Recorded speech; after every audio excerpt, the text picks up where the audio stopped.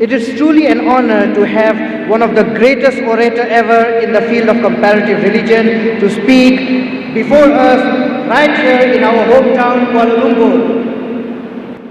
We will now move on to one of the most favorite part, which is the question and answer session, which will be moderated by our own Brother Shahkirid. It is my pleasure to kindly hand over the stage to Brother Shahkirid to moderate the question and answer session. Assalamualaikum warahmatullahi wabarakatuh. Peace and blessing of Almighty God be with you all. Honorable Tun Mahathir Mohamad, Dr. Zakir Abdul Karim Naik, respected elders, brothers and sisters, we have come to an interactive session of question and answer. To analyze this topic adequately, I will request the following rules to be observed. First, the questions that you want to ask must be on the topic itself. And the topic is Islam's view on terrorism and jihad. Any question that is not from the topic would be rejected. Please ask one question at a time. If you have more than a question to ask, no problem. Go behind the queue and wait for your turn. And this is a question and answer session. Please do not give any mini lecture. Ask your question in 2, maximum 3 sentences. You may take deep breath, never mind, but keep it to 2, maximum 3 sentences. Otherwise, it is a mini lecture. This is a question and answer session. It is not a debate session. Ask question to seek understanding, to seek clarification.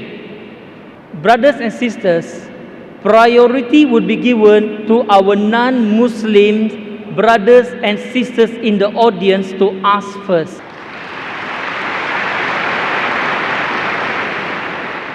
Our brothers and sisters from other faith, they are our guests tonight. We will give priority to them, preference to them. We will request all brothers and sisters from other faith to come to the mic and ask your question. We will take questions from our non-Muslim brothers and sisters first, and when we have exhausted all questions from them, if time still remain, then we will take questions from our brothers and sisters in Islam. Is that okay? Can we give preference to our brothers and sisters from other religion? Alhamdulillah. We have first mic for the brothers, second mic at the rear for the brothers. For the sisters, we have one mic over here, and we got another mic at the back. Okay, we have 2 mics for the brothers and 2 mics for the sisters. So no one can accuse us of being gender biased. We will take the first question from the brothers. I will call this as mic number 1, and we will go clockwise. The second question will be from the sisters, mic 2. The third question from the sister at the rear, mic 3, and we will come to the brother, mic 4, and we will come back to mic 1 again. And before you pose your question, please state your name and your profession so the speaker can give you a relevant answer. Can we have question from mic 1? Okay. It's good to see you here, Dr. Zakir. My name is Derek, and my profession is actually a tunnel engineer. I'm sorry, Dr. Zakir, my question will be slightly not relevant to terrorism, but I just want to ask you a very brief question. According to Surah 43 Al-Zukhruf, it says here, Surah 43:61, it says, Jesus shall be the sign for the coming of the hour. Does that mean Jesus will come as the final prophet? Or is Muhammad, or Prophet Muhammad, the final prophet? So if Prophet Muhammad is going to come as the last prophet, so who exactly is Isa al-Masih or Jesus Christ? Thank you. Brother asked a very good question. And he quoted a verse of the Quran saying that Isa alayhi salam, Jesus Christ, peace be upon him, will be the sign of the hour. So does it mean Prophet Jesus, peace be upon him, is the last prophet, or Prophet Muhammad, peace be upon him, is last prophet? What is it? Quran clearly mentions in Surah Ahzab, chapter number 33, verse number 40, Ma kana Muhammadun aba ahadim min rijalikum walakin Rasulullah wa khatamun nabiyyin wa kana Allah bi kulli shay'in alima. That means Prophet Muhammad, peace be upon him.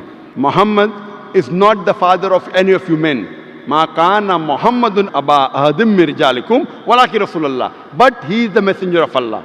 And he is the seal of the Prophet. Allah is all-knowing, full of knowledge. So Quran is very explicit and clear in Surah Ahzab, chapter 33, verse number 40, that Prophet Muhammad is the last and final messenger. After him, no messenger will come. But you rightly said the Quran also says that Prophet Jesus, peace be upon him, is the sign for the hour.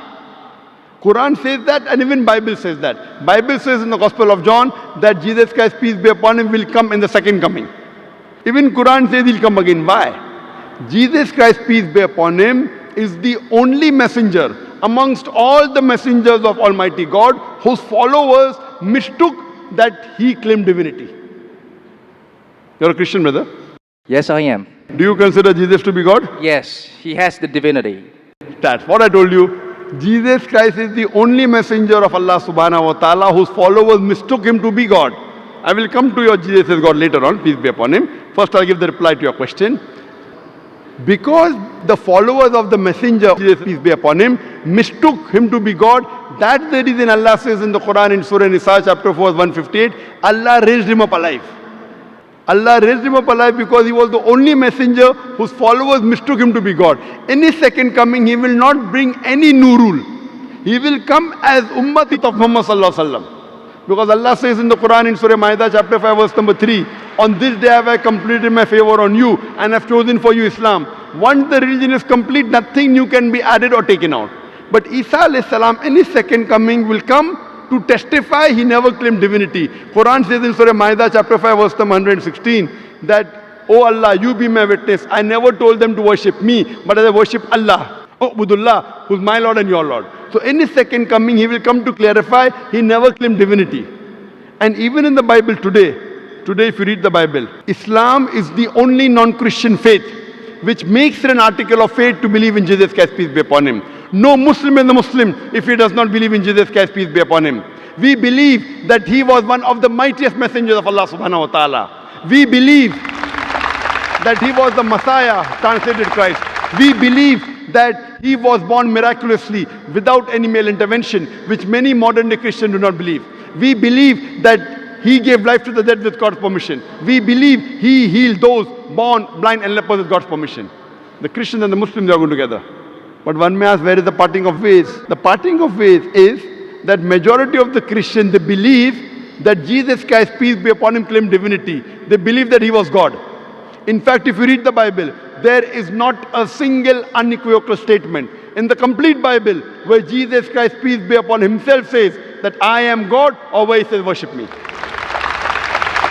If you can point out from any version of the Bible where Jesus Christ, peace be upon himself, says any unambiguous statement, any unequivocal statement in the Bible where Jesus Christ, peace be upon himself, says that I am God, or where he says worship me, I, Dr. Zakir Naik, am ready to accept Christianity today. I am not speaking on behalf of my other Muslim brothers and sisters. I am a student of comparative religion. In fact, if you read the Bible, Jesus Christ, peace be upon him, himself said, it's mentioned in the Gospel of John, chapter number 14, verse number 28, Jesus Christ, peace be upon him, said, my Father is greater than I. Gospel of John, chapter number 10, verse number 29, my Father is greater than all. Gospel of Matthew, chapter number 12, verse number 28, I cast out devil with the Spirit of God. Gospel of Luke, chapter number 11, verse number 20, I with the finger of God cast out devils. Gospel of John, chapter number 5, verse number 30, I can of my own self do nothing. As I hear, I judge, and my judgment is just. For I seek not my will, but the will of my Father. Anyone who says, I seek not my will, but the will of Almighty God is a Muslim. Jesus Christ, peace be upon him, is a Muslim. He never claimed divinity. It's mentioned in the Gospel of John, chapter number 14, verse 24. Jesus Christ, peace be upon him, said that the words that you hear are not mine, but my Father's who has sent me. Mentioned in the Gospel of John, chapter number 17, verse number 3. This is life eternal, so that you may know there is one God and Jesus Christ whom thou hast sent. It's mentioned in the book of Acts, chapter number 2, verse number 22. Ye men of Israel, listen to this. Jesus of Nazareth, a man approved of God amongst you, by wonders and miracles and signs which God did by him, and you are witness to it. A man approved of God amongst you, by wonders and miracles and signs which God did by him, you are witness to it. So if you read the Bible, we understand that same thing what the Quran says. Jesus Christ, peace be upon him, was the messenger of God. He was not God. He never claimed divinity. So if you read the Bible, this is the teaching of the church. To understand Christianity, don't look at the Christians, read the Bible. To understand Islam, don't look at the Muslims, read the Quran and the authentic Hadith. That's the reason Jesus Christ, peace be upon him, Almighty God raised him up alive, so that he will tell people like you and people who claim he was God. He will come in his second coming to clarify his name. He will be the Ummati of Muhammad Sallallahu Alaihi Wasallam. He will believe in the same teachings of Prophet Muhammad Sallallahu Alaihi Wasallam. And he will testify, he never claimed divinity but said, "Oh, Ubudullah, worship Allah, my Lord and your Lord." Hope that answers the question. Thank you. Can we take the next question from the sisters? Assalamu alaikum everyone here. My name is Revati. Brother Zakir, I'm your great fan. I'm very much enlightened by your talks and lectures on Islam and comparative religion.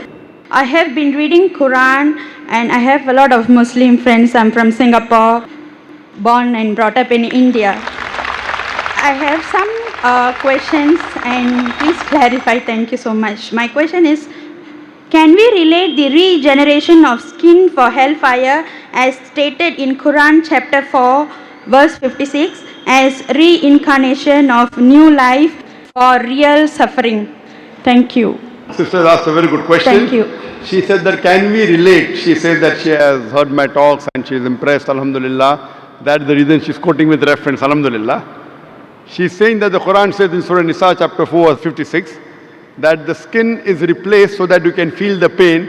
Is it similar to reincarnation and a person is born again in this world? Sister, both are different. What Quran says in Surah Nisa chapter 4 verse 56, as to those who reject our signs, we shall cast them in the hellfire, and as often as their skins are roasted, we shall give them fresh skin so that they shall feel the pain. Previously science thought that only brain was responsible for feeling of pain. Today we come to know that in the skin there are pain receptors which are responsible for feeling of pain, which we did not know earlier. Quran says that God will give fresh skin so that they shall feel the pain. Scientifically it is proven. Now for example, Almighty God is just. Quran says in Surah Nisa chapter 4 40, Allah subhanahu wa ta'ala is never unjust in the least degree.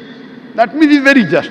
For example, history tells us that Hitler incinerated 6 million Jews. Today if our law catches Hitler, what punishment can you give?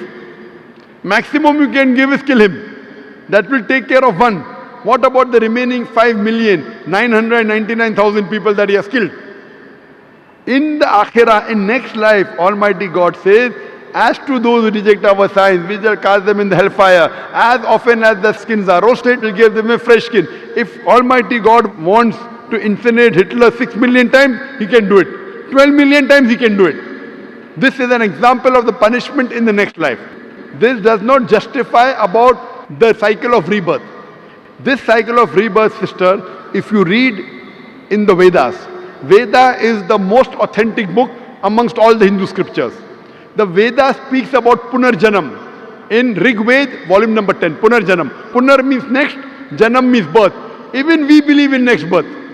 Even Quran talks about next life. Once we die, we'll be resurrected on the day of judgment. Same thing Veda says. Punarjanam means next life. But the scholars of Hinduism, they came out with a philosophy known as samskara.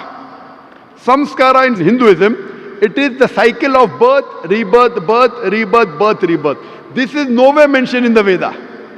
Veda speaks only about next life, which even Quran speaks. But the scholars of Hinduism could not justify how people are born. Some people are born handicapped, some people are born in poor family, some people are born with congenital heart disease. So God cannot be unjust.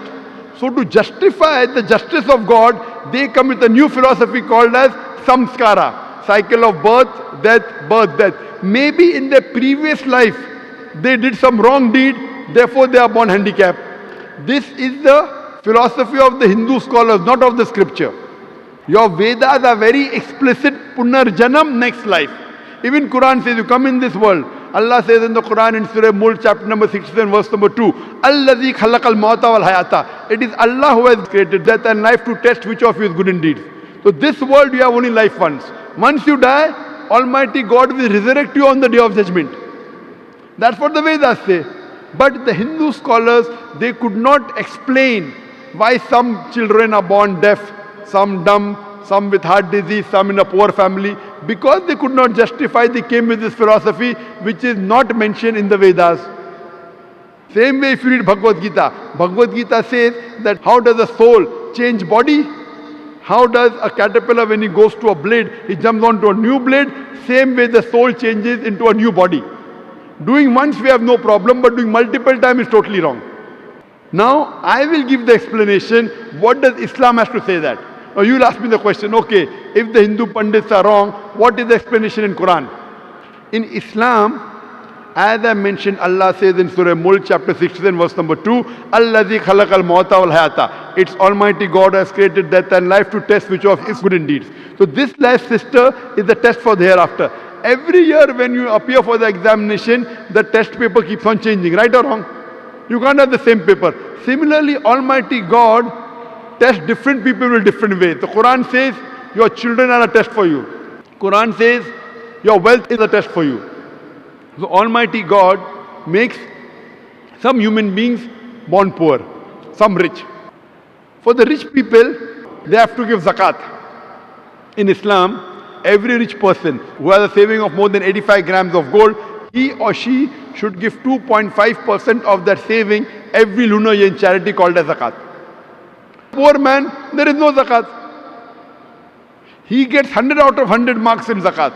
The rich man, if he doesn't give zakat, he'll get 0. If he gives half zakat, he'll get 50%. We say, Arey, garib hai, arey, poor man. That poor man is good, in Akhirah is passing. So poverty is a test, wealth is a test. Whether do you follow the commandment of Almighty God. The Quran says even your children are a test. Maybe there's a couple who's very pious. To that couple is born a baby who has congenital heart disease. That baby has done no sin. Quran says every child is born as a masoom. Every child is born sinless. It is a test for the parents. That do the parents yet have faith in Almighty God? If the parent has less faith, he will start complaining, what type of God is this? I have prayed so much, yet he is giving me a child who's handicapped. A good Muslim, he will say, Alhamdulillah, praise be to Allah. He will accept it. He will not complain. Maybe God wants to give that parent higher degree. If you pass your bachelor's in arts, easy test, you get bachelor's degree. But if you pass MBBS, you get doctor in front of your name. But to pass MBBS is difficult. So maybe Almighty God wants to give that parents a higher degree in Jannah. Even if they pray 5 times, now God wants to test them by giving them a child which is handicapped. To see whether the parents yet have faith in God or not. If they pass the test, they get a higher degree in Jannah. So the wealth, poverty, health, disease is a test. It is nothing to do with your previous life. That is the theory of the Pandits, not of Vedas. So Veda is the same thing what Quran is talking about. You come in this world once, then you have next life, Punarjanam. But not death, birth, death, birth. This is not part of Veda. Hope that answers the question, sister.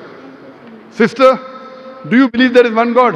I believe that there is one God and Prophet is a final messenger. Thank you.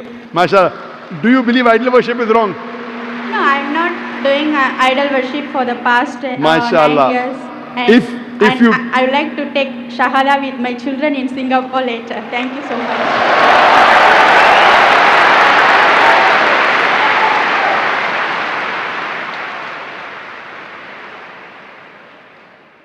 Can we move to the brothers section? Do we have a question from a non-Muslim? Hi, I have a question, very simple and short. How Islam define love, and what is love? You have asked the question that how does Islam define love and what is love? Love, brother, is the care and the craving for one for another. It can be between human beings, it can be between different creatures, it can be between you and your creator. And it's clearly mentioned, it says that Allah is the one who loves in the Quran in two places. So love is a craving and the affection between two creatures, between two human beings, can be between you and your creator. And Allah says in the Quran in Surah Rum, chapter number 30, verse number 21, that amongst His signs, He has created for you mates amongst yourself so that you may dwell with them in tranquility. Allah says that He has created for you mates, spouses, wife and husband, so that you may dwell with each other in tranquility. So Almighty God has put love between the hearts.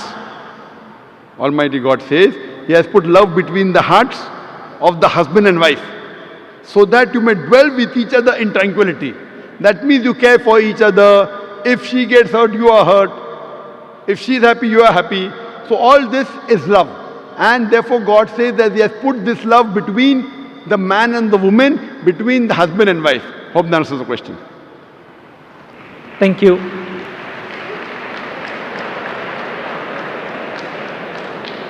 Can we have the next question from the brothers side? Good night. My name is Lim Kim Piu. So I think it is good for the Muslim extremists, extremists against the Western Christian who are ego and proud, because the Western Christian are rich, developed, and progress, and they look down on the Hindu, Muslim, and Buddhist. And the Muslim consists of over 40 countries, and the Buddhist over 10 countries, and the Hindu just a few. Nobody dare to challenge against the Christian. Only the Muslim dare to challenge against the Christian. The brother has said emotionally that the Christian of the Western country, they look down upon the Buddhists, the Muslims, the Hindus, and no one dares to challenge the Western Christians except the Muslims. Brother, I slightly differ. What you are saying is right. All Muslims don't have the guts to challenge the Western world. There are some Muslims like Tun Dr. Mahathir Mohamad,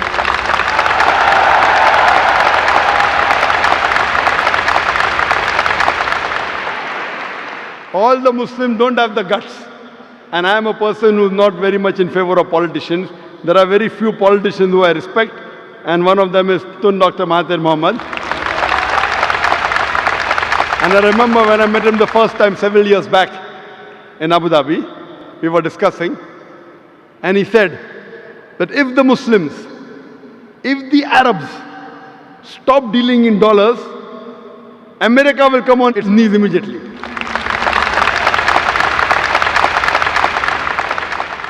There are few politicians who I really care. One was King Faisal of Saudi Arabia. He had the guts. I remember when you read his biography that when oil was discovered, he said, let's have the meeting in the desert.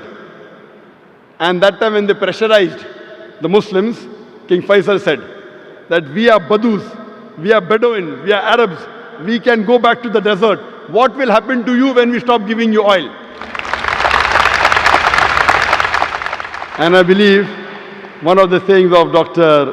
Tun Mahathir Mohamad was that if he had the control of the oil, what the Arabs had, he would have ruled the world.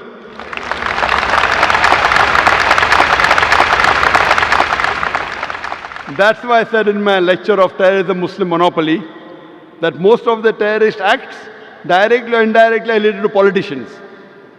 They try and create the vote bank.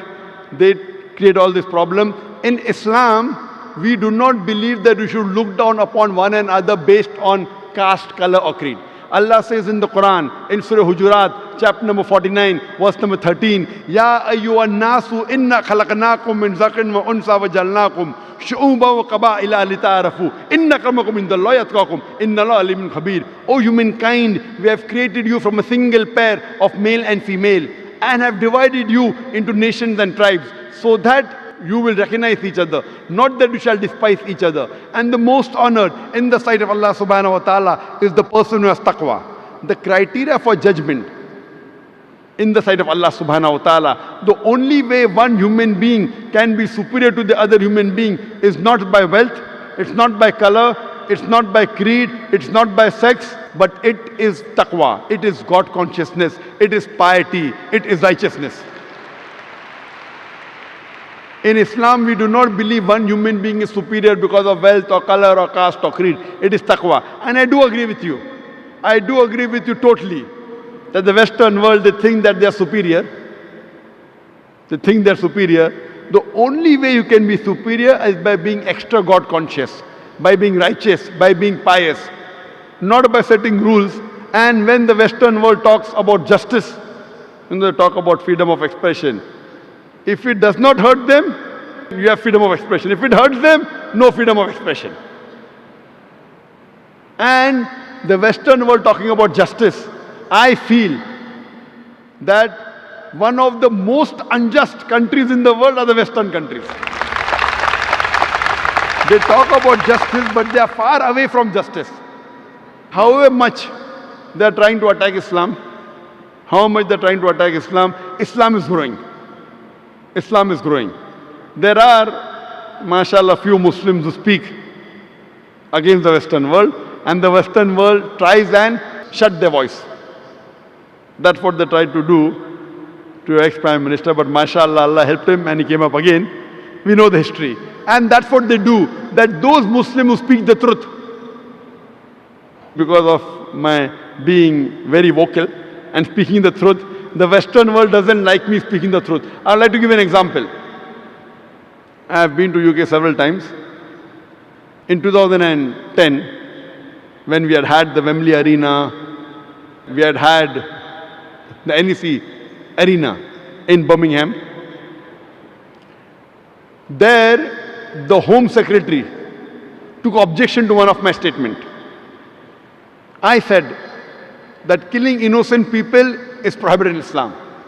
And I said that thousands of people killed in the Twin Tower is to be condemned. The thousands of human beings killed in Twin Tower blast in 9/11 is to be condemned. More than 50 people killed in the London tube blast is to be condemned. More than 180 people killed in Bombay in the train blast has to be condemned.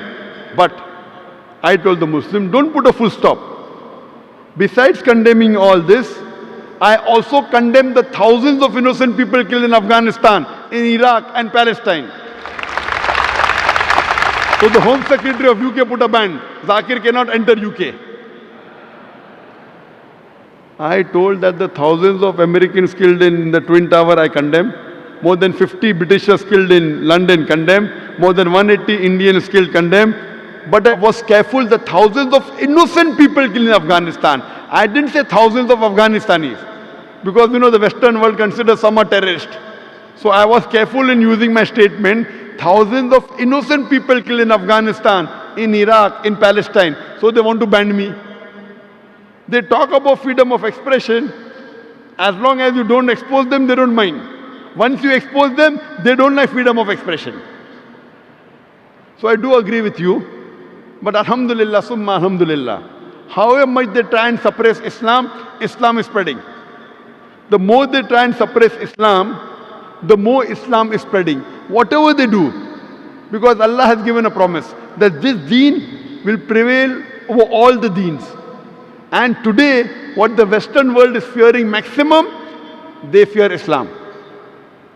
That's the reason they're bringing all these restrictions, etc. But what they do, inshallah, we believe in the commandment of Allah subhanahu wa ta'ala that Islam will spread and is bound to spread. Allah doesn't require me or other people to make Islam spread. Allah has given a promise in the Quran, and inshallah, very shortly, you will see this coming true, that the power from the Western world will be taken away. Hope that answers the question.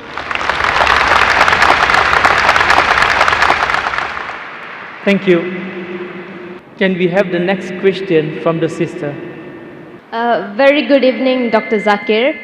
My name is Shah. I am a psychology student. I attended your previous lecture in UITM Shah Alam. I must say I enjoyed your lecture a lot. Even today I enjoyed your lecture. My question, however, is regarding the previous lecture.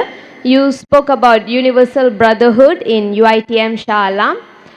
At one point during the Q&A session, you mentioned that you were more Christian than the Christians.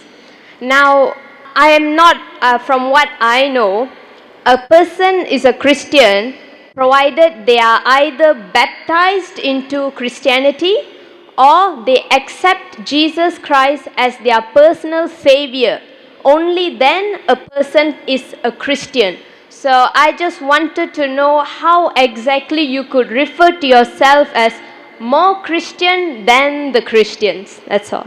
Sister has asked a very good question. She asked a very good question. She heard my talk in Shah Alam and even here.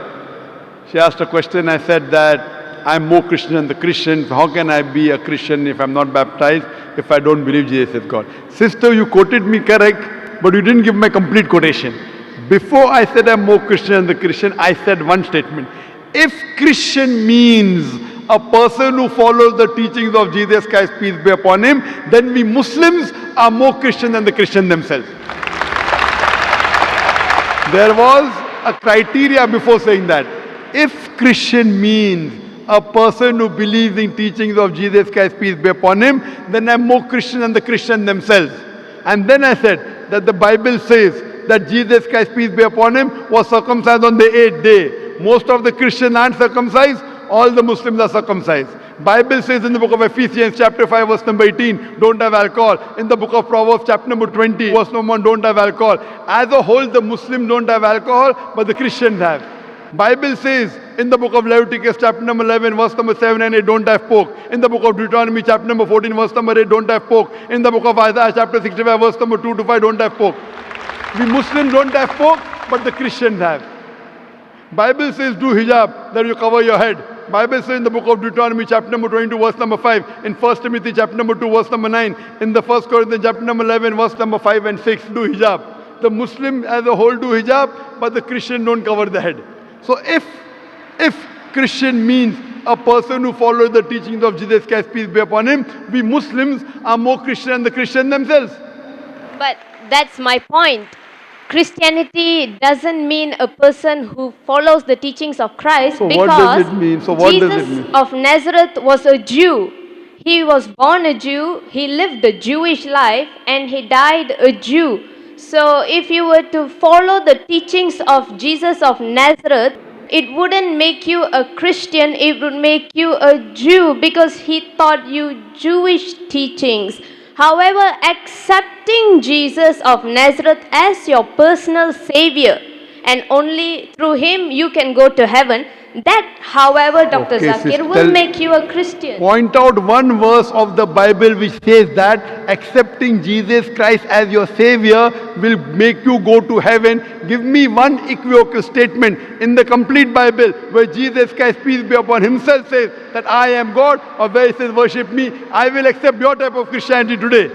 What you're talking is the teaching of the church, not of the Bible. Yes, I'm exactly, talking. because from the church you get... Wait. Sister, Yes. you want to understand the religion? Read the scripture. Don't look at the followers. Don't look at the followers. I told you, if you want to understand Islam, don't look at the Muslim. Read the scripture, the Quran, and the authentic saying of Prophet Muhammad. If I want to understand Christianity, I'll not look at the church. Who is the church? Church is not the custodian of the Bible. Church is who created Christians. If not for the church, That's there what won't I'm be telling any you. Christians. Don't follow the So, church, follow Jesus Christ, peace be upon him. if there wasn't a church, you won't know Jesus Christ. So, in order to know Christ, That- you must give recognition to the church. Sister, to know Christianity, you have to read the Bible, not the church. See, do you know how many types of church are there? Sister, which church do you belong to? Today, there are more than 2,000 different denominations of church. 2,000 different Christians you will have. Do you know that? Baptist, Seventh-day Adventist, Jehovah's Witness. Which church do you belong to? 2,000 different types of church. Do you know that? Yes, I know. I'm So very do you well mean to aware. think that 2,000 different types of Christians here? That's the reason, sister. If you want to understand Christianity, read the Bible. If you want to know the teachings of Jesus Christ, don't go to the church, go to the Bible. There is not a single unequivocal statement in the complete Bible where Jesus Christ, peace be upon himself, says that I am God, or where he says worship me. So when Jesus Christ did not say, if you believe Jesus Christ to be the highest authority, which I consider him to be a messenger, messenger is far superior than the church. There is not a single unequivocal statement in the complete Bible where Jesus Christ, peace be upon him, himself says that I am God, or where he says worship me. Because of this attitude of yours, there are 2,000 different churches and there are 2,000 different types of Christianity. Which Christianity will you follow? If you want to follow Islam, read the Quran and the authentic hadith of Muhammad sallallahu alaihi wasallam. If you want to follow Hinduism, read the Vedas and the Upanishads. If you want to be a Christian, read the Bible. If you read all these scriptures, you will come closer to one true God. That God which has got no image. That God with only one God, doesn't have any children, doesn't have any parents. And Jesus Christ, peace be upon him, said in the Gospel of John, chapter number 16, verse number 12 to 14, I have many things to say unto you, but ye cannot bear them now. For he, when the Spirit of truth shall come, he shall guide you unto all truth. He shall not speak of himself. All that here shall he say, he shall glorify me. Here Jesus Christ, peace be upon him, is talking about the last and final messenger, Prophet Muhammad, to come. Peace be upon him. So he's telling all of you that follow the last and final messenger, but you don't want to follow. Because if everyone follows the last and final messenger, who will follow the church? Jesus Christ never said follow the church. Which verse of the Bible says that? Which verse of the Bible? So what you have to realize, read the teachings of Jesus Christ, peace be upon him. Anyone who tries and takes you away from Jesus Christ, peace be upon him, he's not good. That's the reason I said that if Christian means a person who follows the teachings of Jesus Christ, peace be upon him, I'm more Christian than the Christians themselves. Jesus Christ was circumcised, I'm circumcised. What has the church got to do in between that now? Jesus Christ has said you follow all the commandments in the Old Testament. Old Testament said don't have pork, yet the church says have pork. Who will you follow? Who is superior, Jesus Christ or the church? That's the reason to understand any religion, read the scripture, you will come closer to that religion.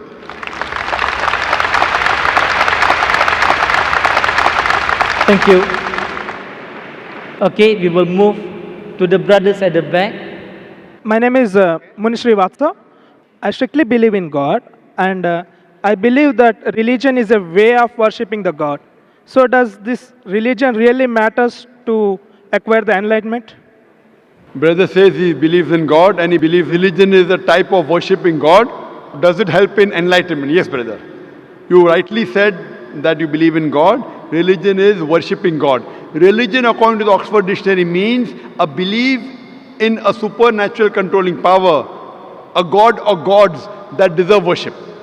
So religion means to understand God, and religion is mainly a way of life. So you ask me, does it matter? How do you worship God? Yes, it matters a lot. Because if you worship the wrong God, that means you are not thanking your Creator. And that God is same for all human beings. Whether Christian, Hindu, Muslim, whether you live in America or Malaysia or India, our God, our Creator, our Sustainer is one. You have to worship Him alone and no one else. If you worship a false God, then you will not be thanking the Creator. Therefore, it's very important to identify who is the Creator, who is our Sustainer, and worship Him alone and no one else. If you worship a false God, then you won't be thanking your Creator and you will not be fulfilling your duty as a good human being. Hope that answers the question, brother. Thank you. Thank you. Can we have the next question from the brother, please? My CK Chong I don't know the English. My friend transfers 我有第一件事讲，如果你们是你们的 Muslim 的 Bible 先的话，还是我们基督教的 Bible 先？如果有你们的先的话，我们就跟你们一起信 Muslim。如果有我们的话，问题就在哪里？谁最久的是谁？还是你们 Muslim 还是我们？ His question is, if Bible come first or Quran come first? If Quran come first, then why there is a teaching of Christian? Why people don't follow Quran? If Quran come first, then why people don't follow the teaching of Quran? Brother asked a question that which came first, the Bible or the Quran? If Quran come first, then why aren't people following the teachings of Quran? Or if Bible come first, they should follow Bible. Brother, what comes first is not important. What is correct is important. For example, if there's a book written, there are many books which we learn in medical college, in commerce, in engineering, edition 1, edition 2, revised edition, 9th edition, 10th edition. Which will you follow, the first edition or the 10th edition? You will follow the latest. Anyway, latest is not always the correct. In Islam, I started my talk by quoting a verse of the Quran of Surah Isra, chapter 17, verse number 81. وَقُلْ جَاءَ الْحَقُّ وَزَهَقَ الْبَاطِلُ إِنَّ الْبَاطِلَ كَانَ زَهُوقًا. Tell that truth has arrived and falsehood perish, for falsehood is by its nature bound to perish.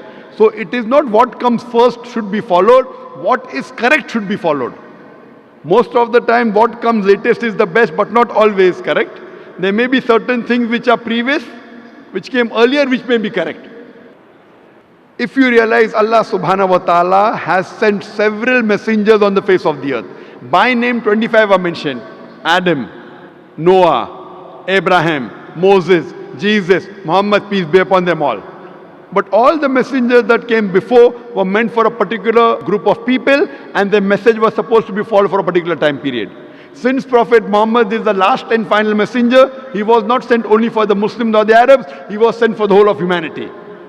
Allah also says in the Quran in Surah Ra'd chapter 13 verse 38 that we have sent a revelation in every age. In every age have we sent a revelation. But by name only 4 are mentioned in the Quran: Torah, Zabur, Injil and the Quran. Torah is the Wahi, the revelation which was given to Moses, peace be upon him. Zabur is the Wahi, the revelation which was given to David, peace be upon him. Injil is the Wahi, the revelation given to Jesus Christ, peace be upon him. And Quran is the last and final revelation given to the last and final messenger, Prophet Muhammad, peace be upon him. Now all the revelation that came before the Quran were meant to be followed by a particular group of people and for a particular time period.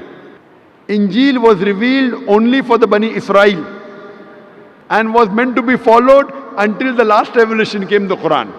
But what the Bible you have today is not completely the word of God. All the revelation that came before the Quran, because they were time bound, Almighty God did not think it fit to preserve it.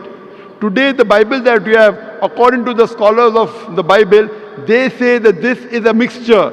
It contains the word of God, it contains the word of prophets, it even contains history. I'm sorry to say it even contains pornography. It's a mixture. The complete Bible, it contains contradictions. There are many scientific errors in the Bible. So you can't attribute all this to God. But whatever matches with the Quran, we Muslims have got no objection in accepting that portion of the Bible to be the word of God. Today if we analyze, that's the reason Allah says in the Quran, since Quran was the last and final revelation, all the previous revelation were only sent for those people. Like Jesus Christ, peace be upon him, the Quran says in Surah Al-Imran chapter 3 verse 49, he was sent only for Bani Israel. If you read the Bible says in the Gospel of Matthew chapter number 10 verse number 5 and 6, he tells the apostles, go ye not into the way of the Gentiles. Who are the Gentiles? The non-Jews. Enter ye not into the city of the Samaritans, but rather go to the house of the lost sheep of Israel. So Jesus Christ tells his apostles, only go to the Jews, don't go to non-Jews, don't go to Hindus, don't go to Muslim. Jesus Christ himself says in the Gospel of Matthew chapter number 15 verse number 24, I have not been sent but to the house of the lost sheep of Israel. So Jesus Christ was only sent for the Jews. Musa alayhi salam, Moses, peace be upon, only sent for the Jews. But since Prophet Muhammad was the last and final messenger, he was not sent only for the Muslims or the Arabs. Allah says in Surah Anbiya, chapter number 21, verse number 107, وَمَا أَرْسَلْنَاكَ إِلَّا رَحْمَةً لِلْعَالَمِينَ, that we have sent thee not but as a mercy to all the worlds, to all the creatures, to all the human beings. And the Quran, because it was the last and final revelation, all the other previous revelation was sent only for a particular group of people and for a particular time period. Quran, because it was the last and final revelation, it was not sent only for the Muslims or only for the Malay or only for the Arabs. It was sent for the whole humanity. Quran says in Surah Ibrahim chapter 14 verse number 1, Surah Ibrahim chapter 14 verse number 52, in Surah Baqarah chapter 2 verse number 185, and Surah Zumur chapter 39 verse 41, that the Quran was sent for the whole of humankind. And because it was the last and final revelation, Allah says in Surah Hijr, chapter number 15, verse number 9, that we have revealed the Quran and we shall guard it from corruption. So Quran is the only religious scripture on the face of the earth which is pure. All the other scriptures, by the passage of time, they have got corrupted. And I proved this in my talk day for yesterday in Kuantan. Quran and modern science. If you apply the test of science, all the scriptures will fail except the Quran. Therefore, Quran is the only book which is authentic. And whatever Quran says, even the other scriptures, even after they have changed, the Bible, the other scriptures, yet there is remnants of the basic true message that God is one, He has got no image, He has got no idol. And the last and final messenger in all the scripture, whether it be the Bible, whether the Buddhist scripture, Dhammapad, whether Hindu scripture, Vedas, it says that the last and final messenger is Prophet Muhammad, peace be upon him. So even what my thing is to all the human beings, I say at least agree that one book is 100% the word of God. So Christian would say, I wouldn't mind believing Bible to be the word of God. The Hindu would say, I wouldn't mind believing Veda to be the word of God. The Muslim will say, I wouldn't mind believing Quran to be the word of God. Then I tell, let us agree to follow what is common in all these scriptures. And when we do a comparative study, we come to know that all the religious scriptures say that there's one God. He has got no image, He has got no idol, He has got no parents, He has got no children. All the scriptures say, the Bible, the Vedas, the Dhammapad, the Parsi scriptures, that the last and final messenger is Prophet Muhammad, peace be upon him. So if we do a comparative study and follow the commonalities, we come to know that we have to believe in one God and the last and final messenger, Prophet Muhammad, peace be upon him. Hope that answers the question. Thank you. Can we have the next question from a non-Muslim sister from this mic? Assalamu alaikum, Dr. Nai. Actually, my non-Muslim friend, I am asking this question on behalf of her. She attended your Universal Brotherhood conference and she really respects you. She believes in one God, but she is born in a Hindu family. So she thinks that whom she calls Brahma is what we call Khalik. So as long as he is following her religion, she should get salvation. Then how can we convince her that the only accepted religion to God is Islam? Thank you. Sister posed a question. One of our Hindu friends had come for my talk in Shah Alam, Universal Brotherhood, and she liked the lecture, but she says that who she considers Brahma as God is same as Khalik, so can she go to Jannah? If you read the Hindu scriptures, if you read Rig Ved, book number 2, hymn number 1, verse number 3, one of the attributes given to God is Brahma. Brahma is called as the creator God. We Muslims have got no objection if someone says Almighty God is creator. If you translate creator into Arabic, it becomes Khalik. So we Muslims have got no objection if someone says Almighty God is creator or Khalik or Brahma. But if someone says Brahma is Almighty God who has got 4 heads and on each head is a crown, we Muslims take strong objection to it because you're going against Shvetashvatara Upanishad, chapter number 4, verse number 19, which says, Na atyasya pratima asti. Of that God there is no pratima. Pratima in Sanskrit means an image, a photograph, a painting, a picture, a portrait, a sculpture, a statue, or idol. So, the Hindu scriptures as well as the Vedas, Yajurveda chapter 32 verse number 3 says, Na atyasya pratima asti. Of that God there is no image, there is no photograph, there is no painting, there is no picture, there is no sculpture, there is no idol.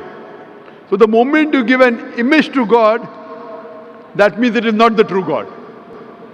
And in the Hindu scriptures, I had given a talk in Johor Bahru, Muhammad Sallallahu Alaihi Wasallam in the world religious scriptures.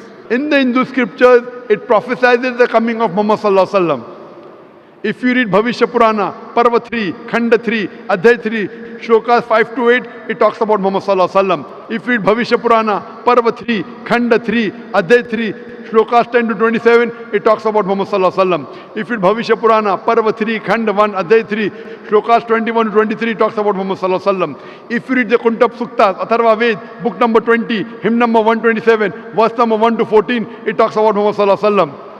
I can give references from Hindu scriptures. Atharva Ved, book number 20, hymn number 21, verse number 6. Atharva Ved, book number 20, hymn number 21, verse number 7. It talks about Muhammad Sallallahu Alaihi Wasallam. Muhammad Sallallahu Alaihi Wasallam is called as the one who praises Ahmad in several places. In Yajurved chapter 31, verse number 18. In Rigved, book number 8, hymn number 6, verse number 10. In Atharva Ved, book number 8, hymn number 5, verse number 16. In Atharva Ved, book number 20, hymn number 126, verse number 14. He is called as Nara Shansa. Nar means man, Shansa means praises, one who praises.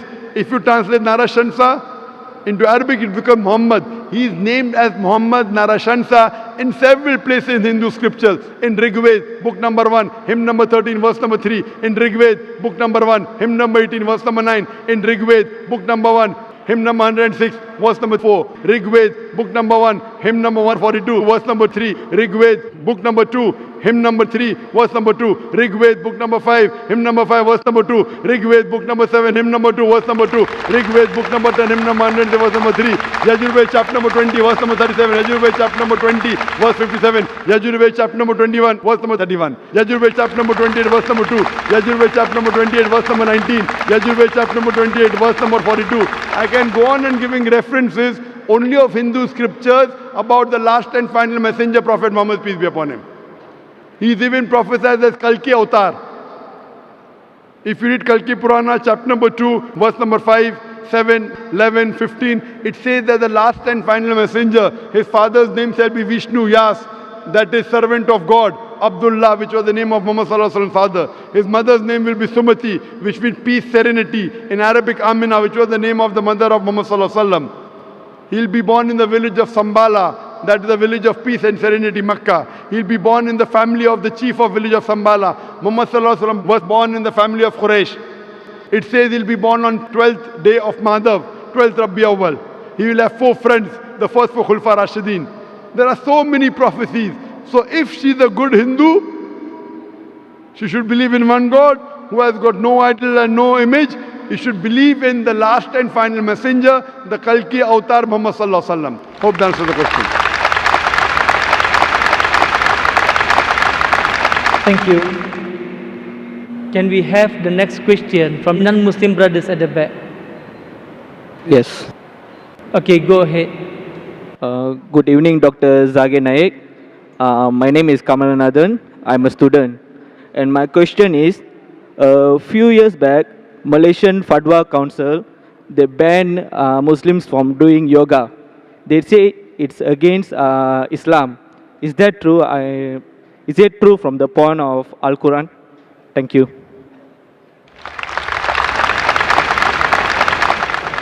Brother asked the question that some council in Malaysia banned Muslims from doing yoga because it's against Islam. Brother asking that is it against the Quran? Brother, yoga is a form of exercise which is derived from various places, including the Vedas. And in yoga you may say things, for example, I'm aware of something, I'm not an expert in yoga, but I'm aware that in yoga you may have to say certain things like Om and narrate and chant certain things. All these things may lead to shirk.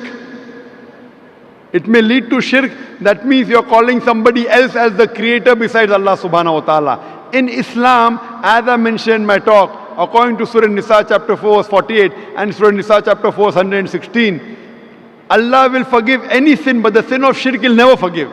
Shirk is associating partners with God.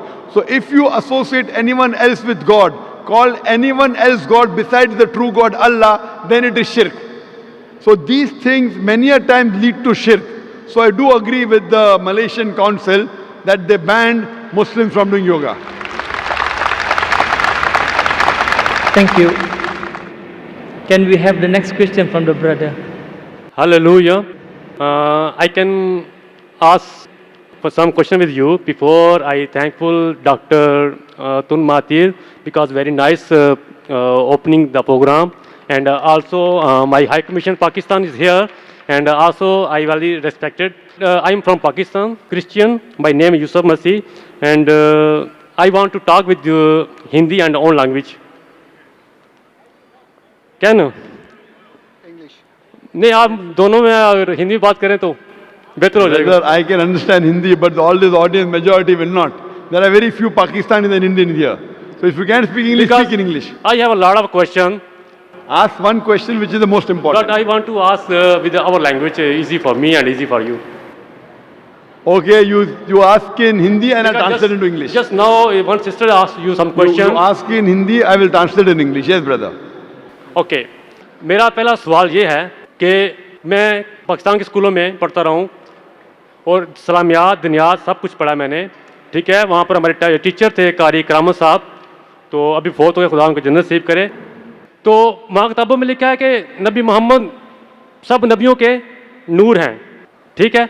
दूसरी तरफ आपने काफ़ी programme आपने देखे हैं मैंने, आपके तो आपने हमेशा लफ्ज़ इस्तेमाल किया हसाई. हम हसाई नहीं हैं, ठीक है. बाइबल में आपने पढ़ा होगा, बाइबल में आपको लफ्ज़ हसाई कभी नहीं मिलेगा, ठीक है. ये आपने नाम दिया है. दूसरा आप देखें जलाली, किस नबी की पैदाइश जो जलाली है. भाई साहब, कोऑर्डिनेटर ने कहा कि सवाल 2 या 3 सेंटेंसेस में करो, उससे ज़्यादा करेंगे तो स्पीच हो जाएगा. आपका सवाल क्या, आप सवाल कीजिए, मैं जवाब दूंगा. 2 या 3 सेंटेंसेस में आप सवाल कीजिए. और मैं भी आपकी तरह बढ़ना चाहता हूँ ना. तो आप क्या कीजिए, हॉल हायर करो और पेपर में इश्तिहार दो कि मैं तकरीर करने वाला हूँ, जो आने के आएगा. वही ना.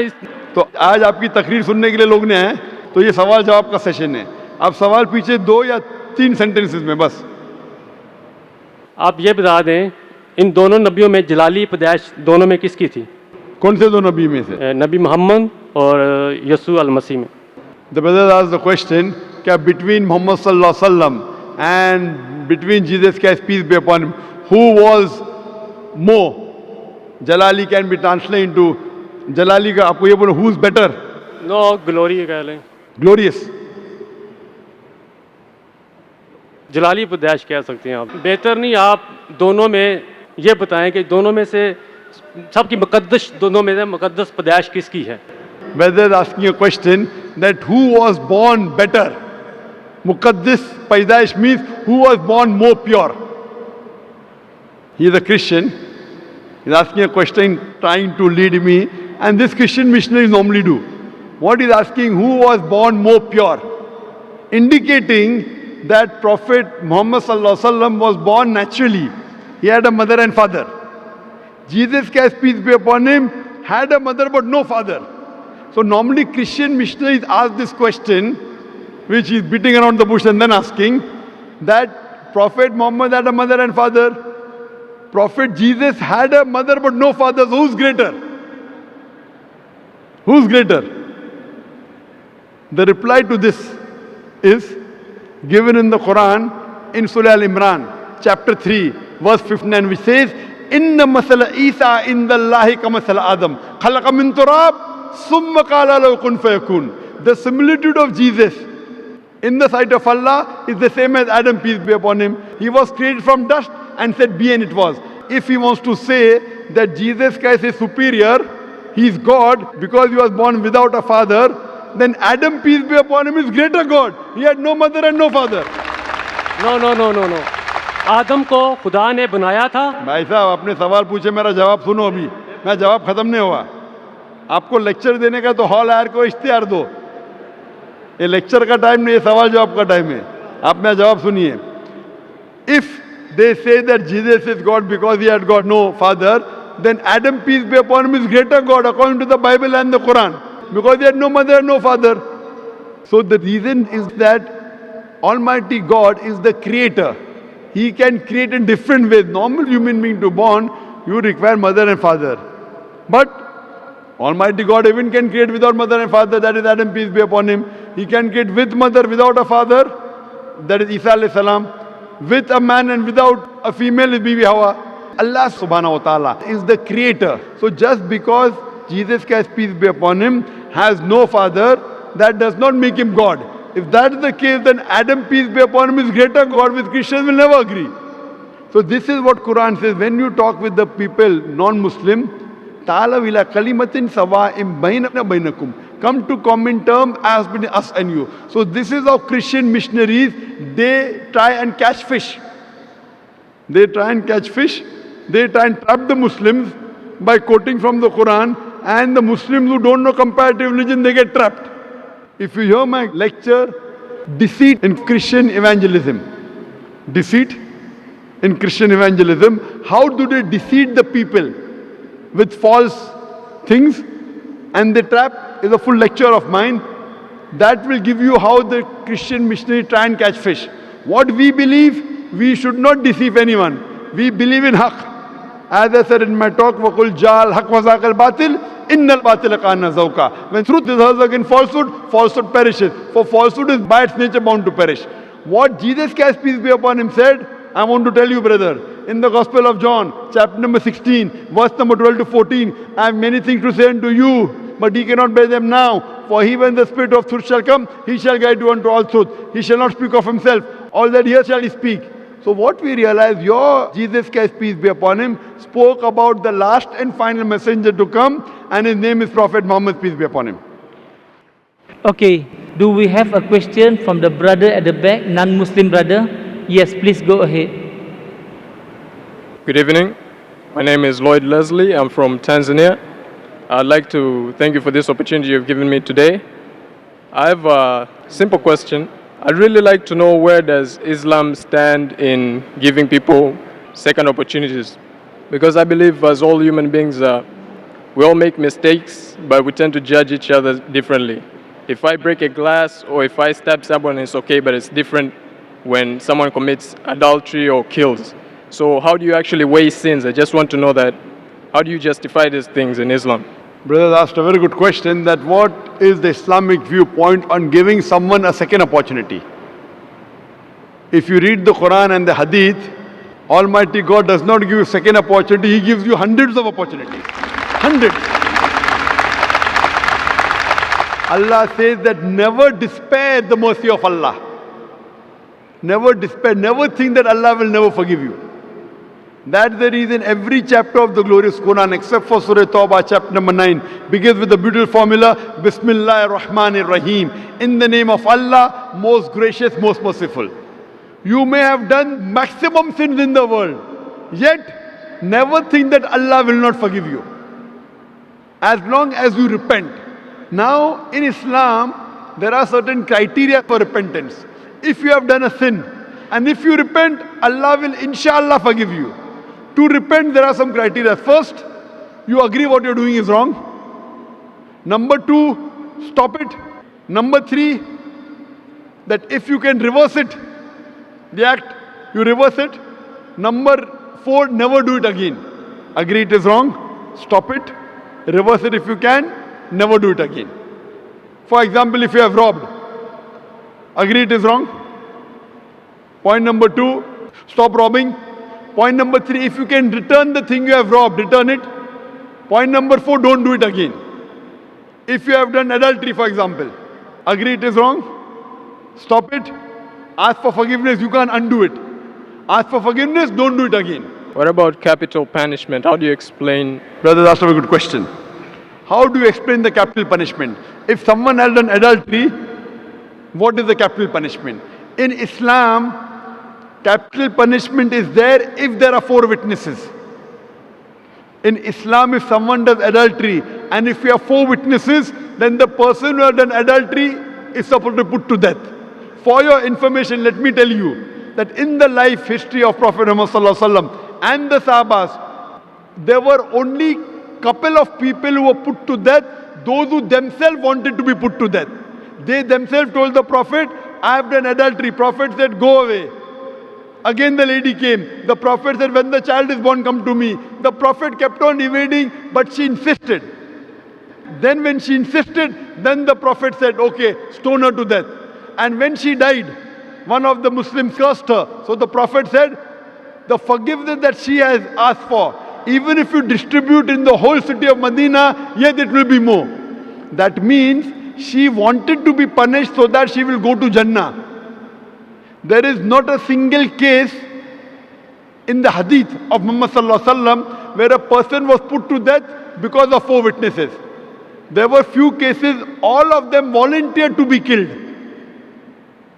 That means even today, even in Saudi Arabia, I don't know of any case where a person is put to death because of adultery, because of 4 witnesses. Unless the person himself or herself comes and tells, I have done adultery, put me to death. That means don't do adultery in public. It's a big sin. It's a major sin. It's the 10th major sin in Islam. But if you do adultery, it is between you and Allah. You ask for forgiveness, don't do it again, Allah will forgive you. Again you do adultery, again ask for forgiveness, and you repent, Allah will forgive you. The capital punishment only comes in the case where you do it publicly, and if there are 4 witnesses who give witness, that means don't spoil the society. If you are doing hidingly, it's a sin, don't do it, but you are doing alone. So all the punishments have got certain clauses in Islam. And Allah says that even if you have done a sin as much as a mountain, ask for forgiveness, Allah will forgive you. So in Islam, Allah is the God who is most merciful, most gracious, most benevolent. Whatever sins you have, you ask for forgiveness, Allah will forgive you. You change your lifestyle, repent correctly, and inshallah you'll go to paradise. Hope that answers the question. Thank you very much. Thank you. Can we have the next question from the mic over here? Thank you once again, Brother Dr. Zakir Naik, the organizers and everyone present here today. First of all, allow me to just clarify my sharing on the last question I asked during the ITM. I just want to assure everyone that I come with good intentions, and I'm quite sad and disappointed that some.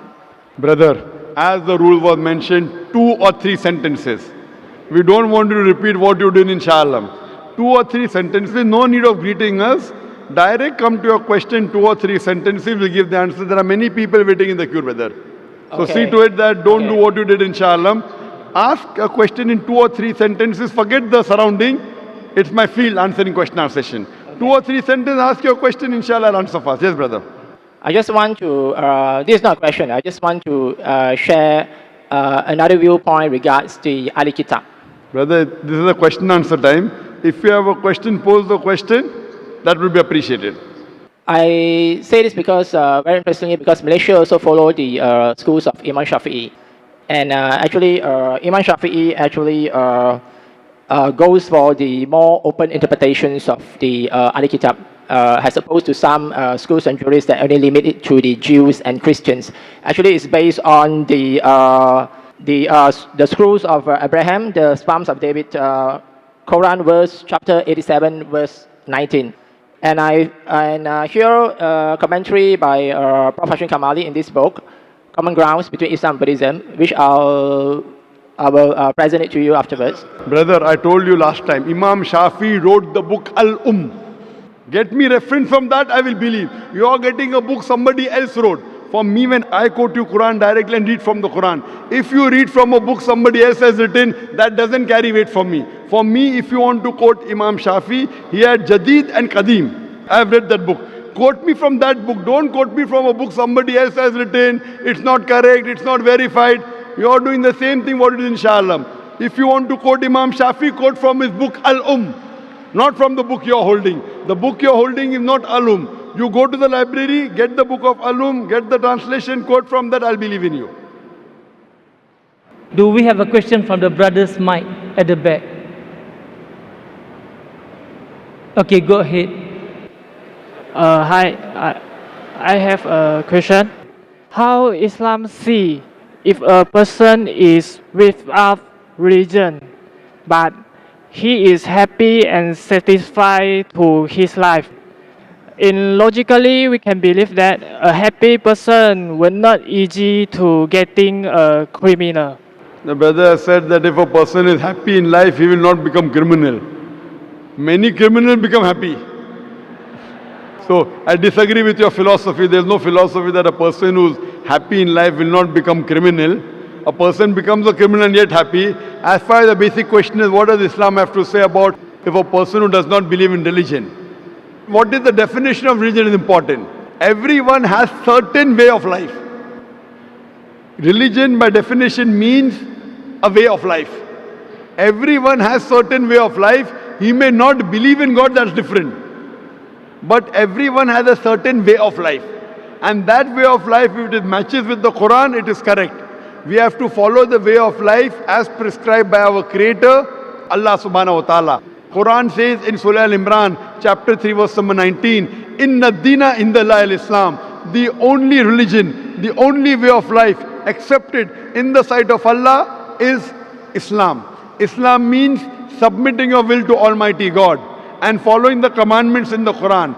This is the only way that you can acquire peace, by submitting your will to Almighty God. And Allah says in the Quran in Surah Imran chapter 3 verse 85, if you desire and practice any other religion besides Islam, it will never be accepted of you, and in the hereafter you'd be among the losers. Hope that answers the question.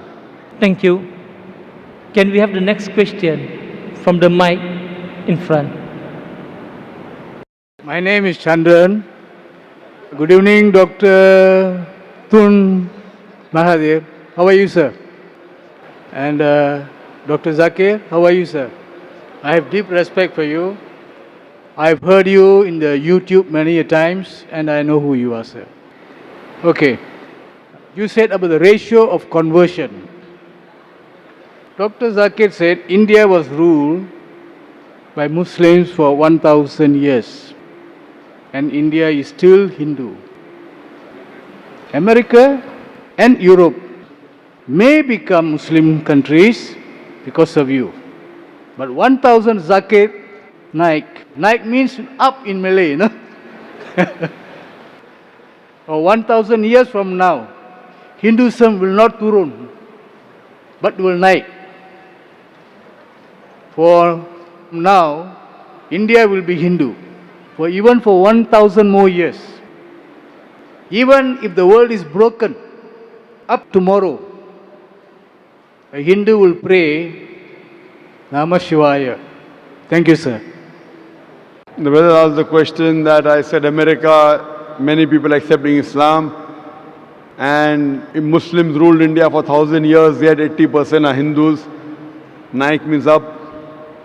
That was trying to prove that Islam wasn't spread by the sword. That answer I give in context, that if Islam was spread by the sword, then the Muslims, when they ruled India for 1,000 years, they would have forced everyone to become Muslim. They did not do that. Regarding Hindu, brother, Hindu is a geographical definition for a person living in India. By definition, I am a Hindu.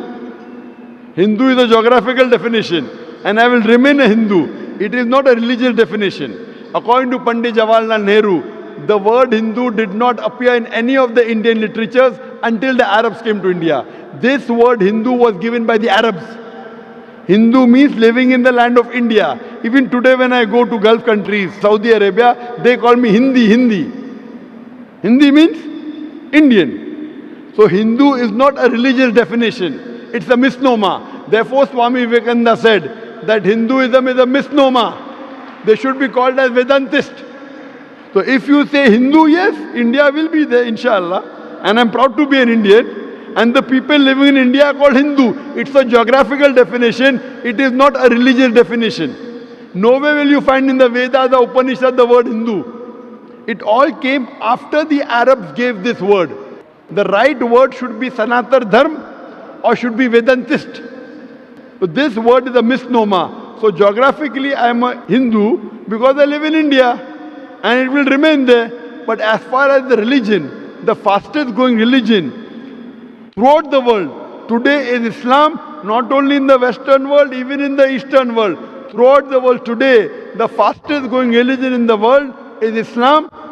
And inshallah, this religion will keep on spreading, as you said, Nike going on top. I know that. Someone told me that. And in Sanskrit, Naik means a mujahid. It means a hero and means a mujahid. One should strive and I am a mujahid. Hope that answers the question. Thank you. Can we have the next question from the sister? I have a question here from a non-Muslim sister, but she's not. She don't want to come in front. Okay, we will accept here once.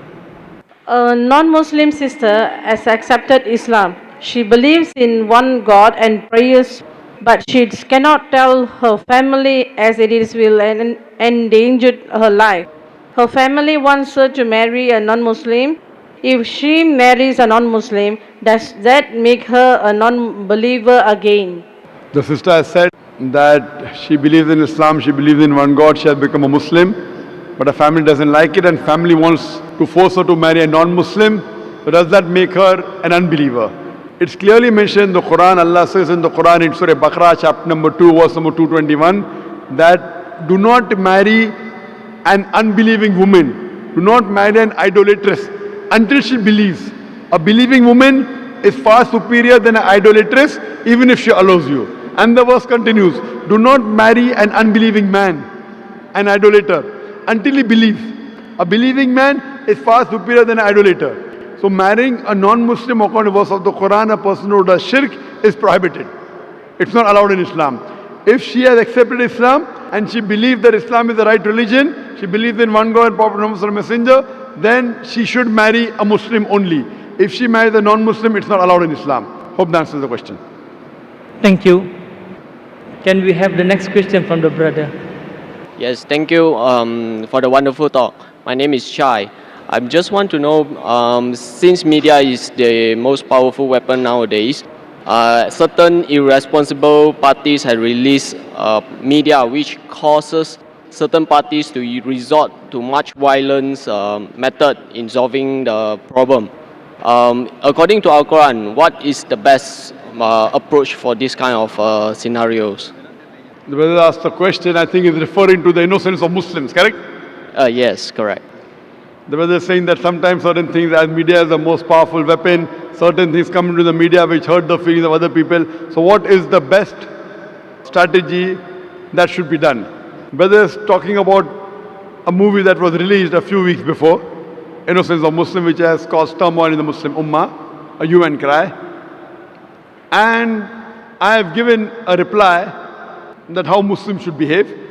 Normally what happens that whenever such issues come, it's common for the Western world to bring out things which are against Islam.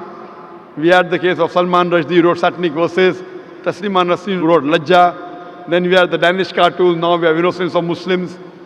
See, normally when such things come, almost all the Muslims jump into the agitation. Number one, what happens is that if Muslims are doing certain productive activity, for example, one person is doing some 100 points of activity, I am doing 100 points, he is doing 100 points. When such thing happens, everyone jumps into it and we stop our normal activity. Maybe from 100 goes to 0.5. And we all jump into these things. Muslims are emotional, that is good, mashallah. But what happens, the growth of activity is stopped. What I suggest, there should be specialized organizations to deal with such issues. How today the aid of specialization, we have heart specialists, brain specialists, kidney specialists. We should have specialized Muslim organization to deal with these issues so that the other Muslims can continue with their normal routine activity of spreading Islam and not stop the growth. For this, I suggested 6 strategies.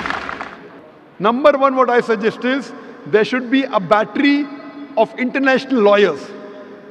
The best lawyers from different parts of the world, maybe the best lawyers from Malaysia, from Muslim Gulf countries, maybe from India, maybe Sri Lanka, from different parts of the world, maybe best lawyers from UK, from USA.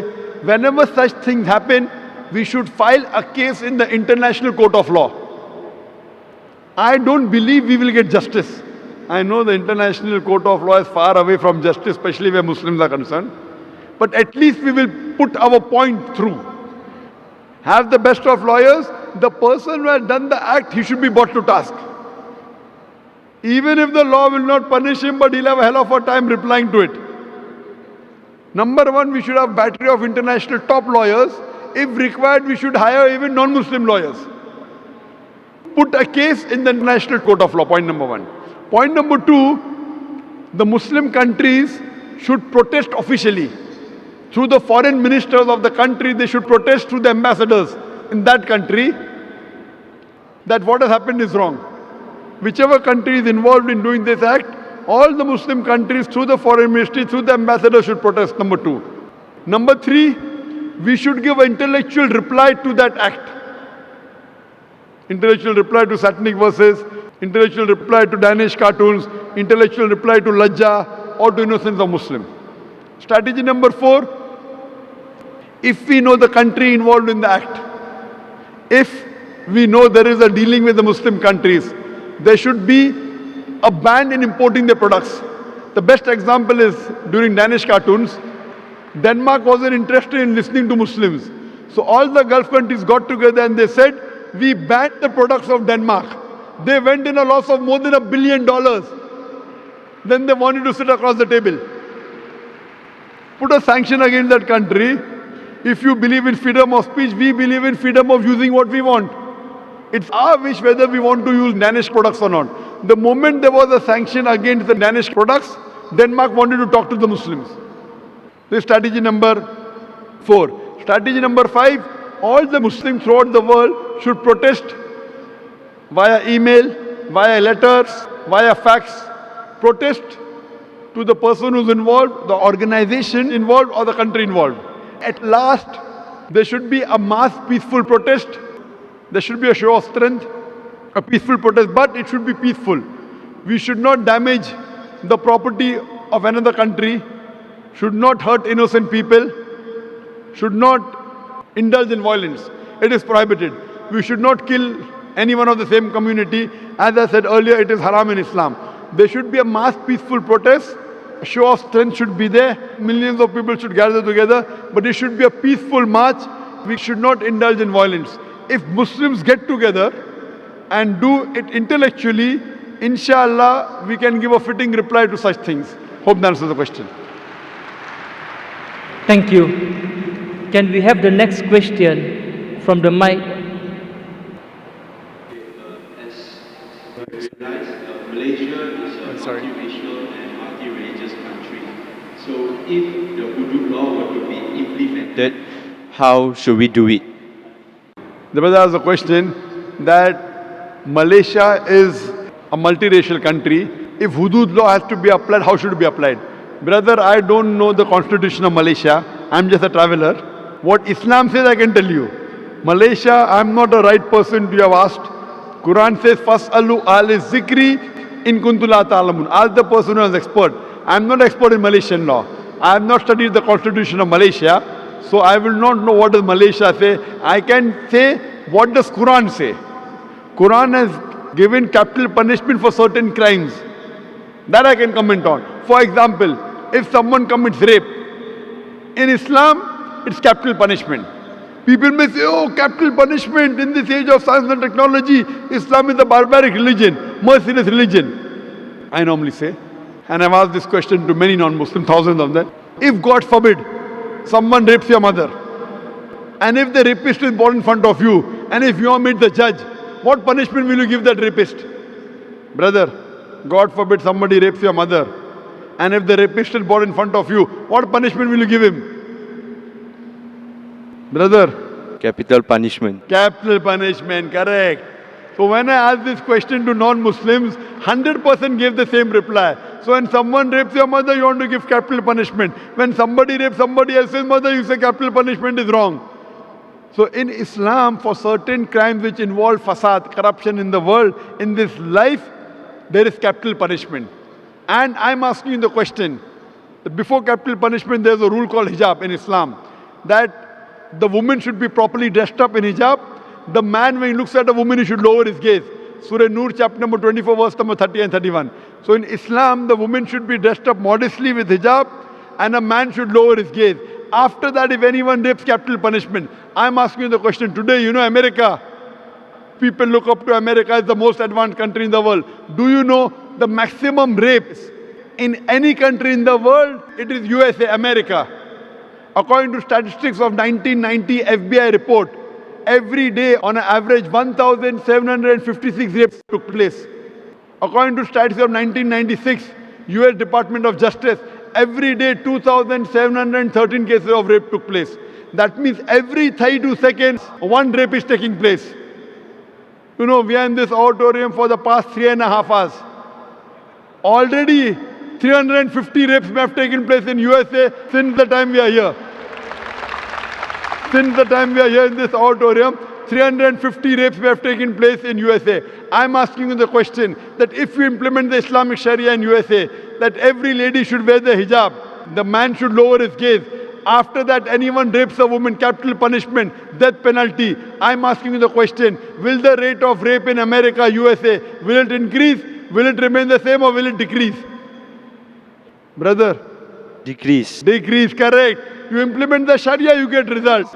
That's the reason certain times you have to give capital punishment. You have to implement the hudud. And if you implement in any country in the world, believe me, the crime will come down. That's the reason I say Islam is the best way of life.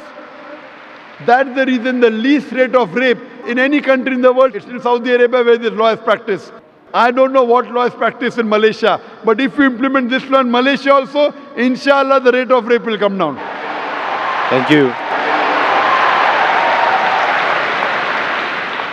Okay, thank you. Can we have the next question from the brother from mic 1? Good evening, Dr. Zakir Naik. Welcome to Malaysia. Tun Dr. Mahathir, thank you for inspiring us as usual. I have a very fundamental question. My name is Dr. Chong.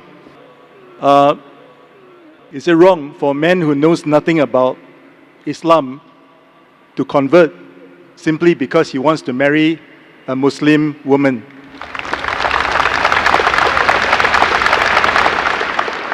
Is it wrong for non-Muslim, if he doesn't know about Islam, to convert only because he wants to marry a Muslim girl? Correct.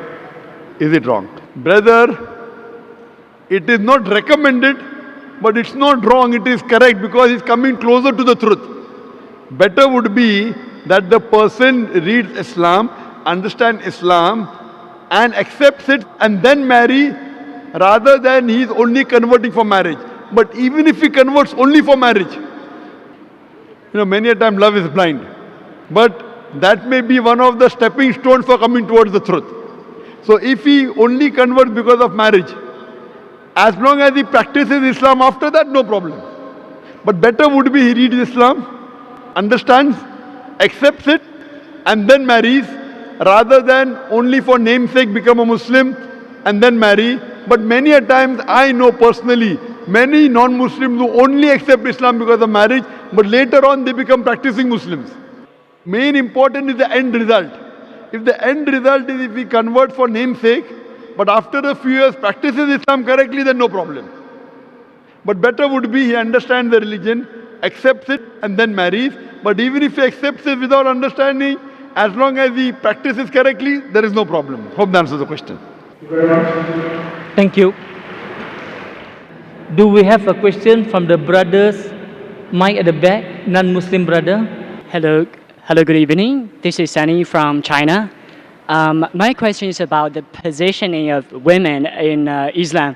I'm just wondering, why does it happen that men can marry a few women? Well, it doesn't work on women. Why is it considered to be immoral or not appropriate for women to marry a few men? Thank you. The brother asked a question, in Islam, a man can have more than one wife. But why can't a woman have more than one husband? Yeah. Why is polygyny allowed in Islam, but polyandry not allowed? That's the correct word. Polygyny means a man having more than one spouse. Polyandry means woman having more than one husband. As far as why in Islam are men allowed to have more than one wife, let me tell you, Quran is the only religious book on the face of the earth which says marry only one. If you read any other religious book besides the Quran, no religious book says marry only one. You read the Bible, you read the Vedas, you read the Ramayana, you read the Mahabharata. No religious scripture says marry only one except the Quran. If you read Ramayana, Sri Ram's father, King Dashrath, he had more than one wife. If you read Mahabharata, Shri Krishna, how many wives he had? 4, 10, 100, 1000, 16,108 wives. So if Krishna can have 16,108 wives, so why can't Muslims have maximum 4? When you read the Old Testament, the Jewish scriptures, Abraham, according to the Bible, peace be upon him, had 3 wives. Solomon had 700 wives. According to the Hindu scriptures, you can marry as many as you wish. According to the Jewish scriptures, you can marry as many as you wish. According to the Christian scripture, you can marry as many as you wish. It is the rabbi who has said that Jews should marry only one. Rabbi Gonsenjam Yehuda, he passed a synod that Jews should marry only one. According to Christianity, according to the Bible, you can marry as many as you wish. It is the church which has put a restriction that Christians should marry only one. Same way in the Hindu scriptures, you can marry as many as you wish. It is the Indian Penal Code. There's a law passed in 1954 that the Hindu should marry only one in the Hindu Special Marriage Act. So according to the Hindu scriptures, other religious scriptures, you can marry as many as you wish. Let's try and analyze what does Quran say. Quran says in Surah Nisa, chapter number 4, verse number 3, marry women of your choice in 2s, 3s or 4s, but if you can't do justice, marry only one. This statement, marry only one, is only given in the Quran and no other religious scripture. Let us analyze the logical reasons why Islam permits certain men to have more than one wife. By nature, male and female are born in equal proportion. But as life goes on, you ask any pediatrician, he will tell you that the female child is medically a stronger sex as compared to male child. That's the reason you find more male children dying as compared to females. So in pediatric age itself, there are more females as compared to males. As life goes on, there are deaths due to wars, due to accidents, due to alcohol. There are more males dying as compared to females. As life goes on, there are more deaths due to wars, due to accidents, due to alcoholism. More males are dying as compared to females. Today in the world, there are more females as compared to males. Only in certain countries like India and certain other countries, the female population is less than the male population because of female feticide and female infanticide. In India alone, every day, more than 3,000 fetuses are being killed because they are female. If you multiply by 365, you get a total of more than 1 million fetuses are being aborted after they identified they are females. And according to the Tamil Nadu government hospital report, out of 10 females born alive, 4 are put to death. If you stop this evil practice of female feticide and female infanticide, even in India, the female population will outnumber the male population. If you do a statistic survey today, most of the countries have got more females as compared to male. In USA alone, there are 4.6 million females more than males. In UK alone, there are 1.6 million females more than males. In Russia alone, there are 10.3 million females more than males. And God alone knows how many females are more than males throughout the world. Suppose my sister happens to live in America, in USA, and the market is saturated. Every man has found a wife for himself. Yet there will be 4.6 million females who will not find life partners. Or suppose your sister happens to live in America, in USA, and the market is saturated. Every man has found a woman for himself. Yet there will be 4.6 million females who will not find life partner. And suppose your sister or my sister happens to be amongst those 4.6 million females who have not found life partners. The only option for her is she either marries a man who already has a wife or becomes public property. You say public property, such a harsh word. It is the most sophisticated word I can think of. There is no other option. And any woman would prefer marrying a man who already has a wife than becoming public property. So today, there are more females in the world as compared to males. And that's the reason Islam has allowed men to have more than one wife to protect the modesty of the woman. I do agree that no woman would normally like to share the husband. It is human nature. But in Islam, the Sharia says, let a small loss take place to prevent a big loss. A good Muslimah would not mind sharing a husband to prevent the other woman from becoming public property. Now coming to your second question. If Islam allows a man to have more than one wife, then why doesn't Islam allow a woman to have more than one husband? If women are allowed to have more than one husband, then this problem will multiply more. Point number one. Point number two, if a man who has multiple wives, if the child is born, you can identify who is the mother, who is the father. But if a woman has more than one husband, and if a child is born, you can identify the mother, but you won't be able to identify the father. So if you go to admit your child in school, and if they ask you what is the name of the father, you may have to give two names. Today there is DNA testing, you can come to know who the father and who the mother is, but that recently, previously did not have. But there are many other reasons why a woman cannot have more than one husband. Quran says in Surah Nisa, chapter number 4, verse number 24, that a woman who is married should not marry again. Furthermore, today science tells us that there are various psychological changes a woman undergoes during a menstrual cycle, and it's difficult for her to do the role of multiple wives, which is possible for a man to do the role of multiple husbands.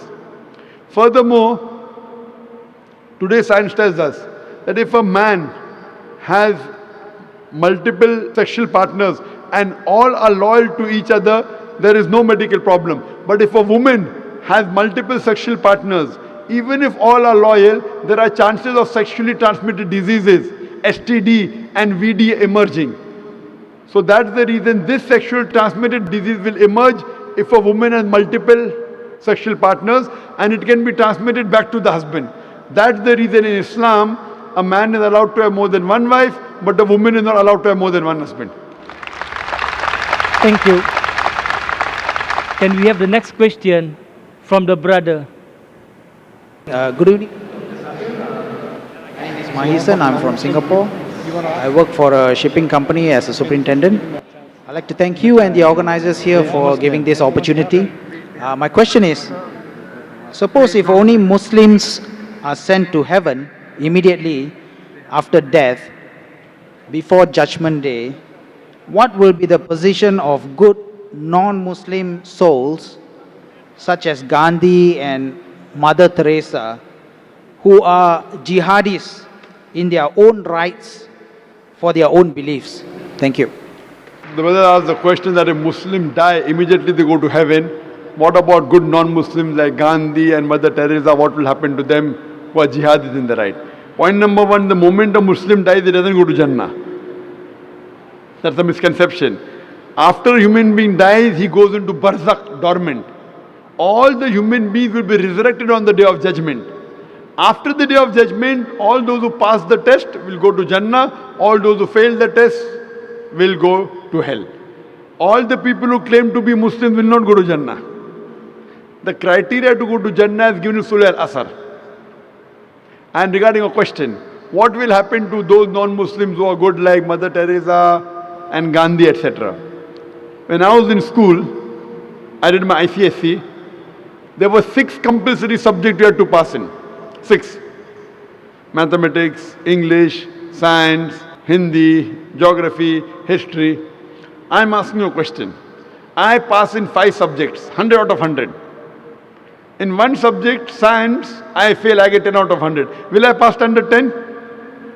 No, correct. Similarly, to go to Jannah, there are 4 things required according to Surah Al-Asr, chapter number 103, verse number 1 to 3. Wal as innal insana fi khusr illa allazina amanu wa amilu salihati wa tawasaw bil haqq wa tawasaw bis sabr. By the token of time, man is verily in a state of loss, except those who have faith, those who have righteous deeds, those who exhort people to truth, those who exhort people to patience and perseverance. For any human being to go to Jannah, to go to paradise, he requires minimum 4 things. He requires faith. Believe in one God, should not do idol worship, should not believe human being as God, should not believe Jesus Christ as God, peace be upon him, should not do idol worship, belief. Second is righteous deed, do good deeds. Third is exhorting people to truth. Fourth is exhorting people to patience and perseverance. You talk what will happen to Mother Teresa. As far as my knowledge goes, Mother Teresa was a Christian and she believed Jesus is God. So in Iman, she fails. Even in other 3, she gets 100 out of 100. In Iman, she has failed. Will she pass the test? No. She may be very good. Same thing with Gandhi. As far as my information goes, Gandhi used to do idol worship. If you have in faith, they fail. Maybe in good deeds they might have got good marks, maybe. Even if I agree they have got good marks in good deeds, if they fail, because the biggest sin in Islam, according to Surah Nisa chapter 4, verse number 48, and Surah Nisa chapter 4, verse number 116, Allah will forgive any sin if He pleases. But He will never forgive the sin of shirk, associating partners with God. So anyone who associates partners with God, and if he dies as a mushrik, he will never go to Jannah, he will go to hell. Even those who claim to be Muslim, they will not go to Jannah unless they have faith, they do righteous deed, they do dawah, exhort people to truth, and exhort people to patience and perseverance. Only those people who have namesake, Naam, Zakir, Abdullah, Sultan, Muhammad will not go to Jannah. They have to pass in all these 4 criteria, then they'll go to Jannah. Hope that answers the question. Thank you. Any question from the sister? Bismillahirrahmanirrahim. Assalamualaikum, doctor. First, can I ask 3 questions? Only one question. Choose the best question that you want to ask. No, the 3 questions is related. Doctor can choose to answer 3 in 1, inshallah. Can I? Pose your one question, sister. Okay. Don't you think that the world will assume the Muslims as being terrorists to their own brothers and sisters in Syria? Thank you. Sisters asked the question, wouldn't the world assume Muslims to be terrorists against their own brothers and sisters in Syria? That is a political war. That's a political war. In Islam, and as you said, Shia, Sunni, in Islam, there are no sects. If you read the Quran, there is no Shia, Sunni in the Quran, sister. Quran does not talk about Shia, Sunni. Allah says in the Quran in Surah Al-Imran chapter 3 verse 103, وَاتَسِمُوا بِحَبْلِ اللَّهِ جَمِيعًا وَلَا تَفَرَّقُوا. Hold to the rope of Allah strongly and be not divided. Allah says, hold to the rope of Allah, that is the glorious Quran and the Sahih Hadith, and be not divided. Allah says in Surah Anam chapter 6 verse number 159, that, O Prophet, anyone who makes sects in the name of Islam, we have nothing to do with him. Allah will take care of his affairs. So making sects in Islam is haram. Anyone who makes sects in the religion of Islam, he is going against the Quran and against Allah subhanahu wa ta'ala. What fights you see in countries like Syria or other parts of Pakistan, different sects fighting among themselves, this is totally prohibited. In Islam, there is no sect. Making sects in Islam is haram. What was the beloved Prophet? Was he Shia? Was he Sunni? He was a Muslim. So Muslim means a person who submits his will to God and follows the Quran and the authentic Hadith. Anyone who deviates from this path is not a good practicing Muslim. So if all the Muslims read the Quran and come closer to Quran and Sunnah, inshallah we will be again top of the world. Today Muslims are down because we have gone away from Quran and Sunnah. You should read the translation of the Quran and read the Sahih Hadith, and inshallah Muslim will be on top of the world.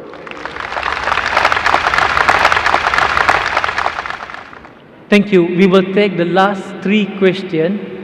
One question from the mic of the sister, the second question from the mic at the back, and the final question from the mic in front. This will be the last and the final 3 questions. Go ahead. The mic from the sister side. Bismillahirrahmanirrahim. Assalamualaikum. My name is Sarah Khalila.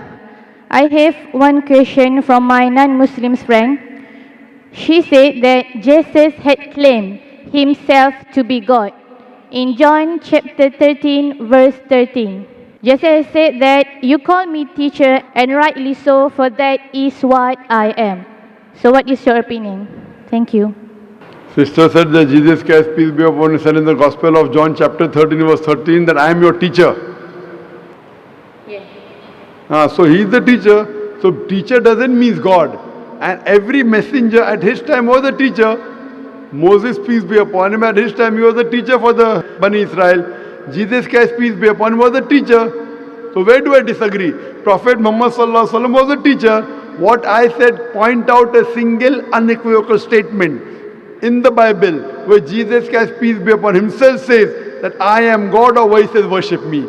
As far as he being a teacher, I agree with it. Jesus Christ, peace be upon him, was a teacher. All the messengers of God, they were teachers, and they taught and they gave the message to their followers. In this way, I have no objection at all.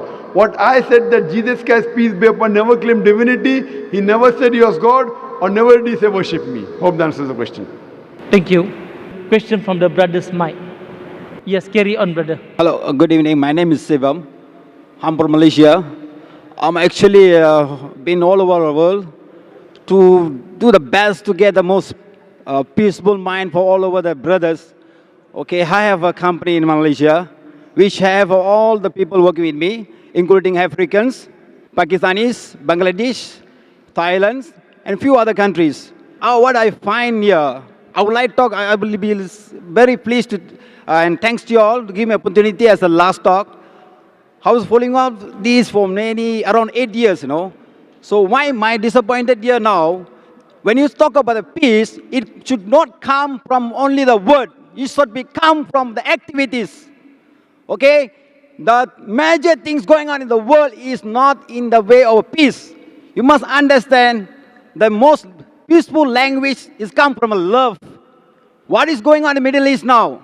It's politics. I just now doesn't want to voice out because the politician is here. I don't want to see any politician because the politician, the world become crashed. Okay? I am so in anger because you know why, you know?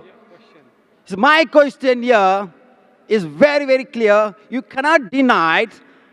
If we do the good thing and the best thing, even I giving the best thing to my staff is from all over the world. I'm taking them as my own family. Then when I die, he said, I didn't carry the good things. I didn't go to the correct place. Who went to the heaven and come back and tell that I never been the whole place? Brother, what's your question? Brother, this is a question answer time. Yeah. What is your question? You have already given My question is very clear. Yes, I was looking into the question all people putting on you. I'm very clear. It's all a basic question. I'm asking the floor. 80% or 90% of you, don't you understand what you say? You all should know very well. It's written in Quran. Everybody should know. What you are explaining now, just now, is all a basic, which I know. I have a lot of brothers working with me from all over. My question is, you cannot deny a person, if it is, I respect all the religions, Hindu, you know, Emadan Sambandam, you know what's the meaning of that? We respect all the religions. I'm a vegetarian. I don't eat fish, I don't eat chicken, I don't eat anything. Okay? I got 3 children, I even touch my hand with my wife, you know. Just now you told me Hindu can marry more wives. I ever, never, even my wife die, I die. It's something like that. It has been even in Hindu. Brother has asked a question. Brother, I've understood your question. You have given a short speech. This is a question answer time. You're talking about practice and you're breaking the rules. The rule I got, you give me a clear answer. If we are a non-Muslim, if they do a lot of good things, even I pay for the masjid or what, I done everything for church and all. You are telling me that I don't get the correct message to go to the correct place?